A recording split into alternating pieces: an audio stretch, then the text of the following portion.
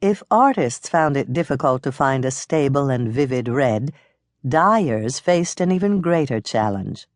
Their reds had to stand up to sunlight, sweat, and repeated washing. Because neither ochre nor cinnabar yielded a bright red when applied to cloth, dyers were forced to look elsewhere. Their quest was rather like alchemy, a secret art by which practitioners sought to transmute base materials, leaves, bark, blood, dirt, and even cow dung, into a gold mine of brilliant red dyes.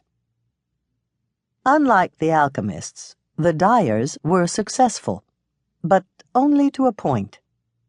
Although they learned to make russets and orange reds cheaply and easily from plants, true red proved a much greater challenge. Before the invention of artificial dyes in the 19th century, it could be obtained only from exotic substances and secret techniques that few dyers ever mastered. Elusive, expensive, and invested with powerful symbolism, red cloth became the prized possession of the wealthy and well-born. Kings wore red, and so did cardinals.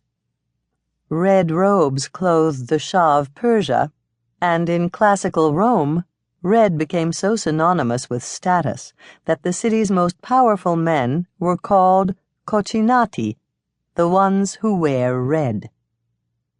It was big news then when Spain's conquistadors found the Aztecs selling an extraordinary red dye stuff in the great marketplaces of Mexico in 1519. Calling the dye stuff grana cochinilla, or cochineal, the conquistadors shipped it back to Europe, where it produced the brightest, strongest red the Old World had ever seen. According to the eminent English chemist Robert Boyle, cochineal yielded a perfect scarlet. A master dyer went farther and called it the finest and best dye drug in the world. Cochineal became Europe's premier red dye stuff, and Spain made a fortune selling it to dyers around the globe. As far as Europe was concerned, the only trouble with cochineal was that Spain controlled the supply. Indeed, Spain guarded its monopoly so jealously that the dye stuff's very nature remained a mystery.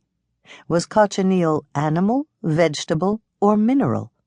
The best minds in Europe argued the point for more than 2 centuries. Few, however, disputed the new dye stuff's value. In an age when textiles were a major source of wealth, cochineal was big business. Determined to break Spain's lucrative monopoly, other nations turned to espionage and piracy. In England, the Netherlands, and France, the search for cochineal soon took on the tone of a national crusade. Kings, haberdashers, scientists, pirates, and spies all became caught up in the chase for the most desirable color on earth. The history of this mad race for cochineal is a window onto another world, a world in which red was rare and precious, a source of wealth and power for those who knew its secrets. To obtain it, men sacked ships, turned spy, and courted death. This is their story. To keep listening to this audiobook for free, click the link in the description. It will take you to a free Audible trial where you can listen to this and many other books for free for 30 days.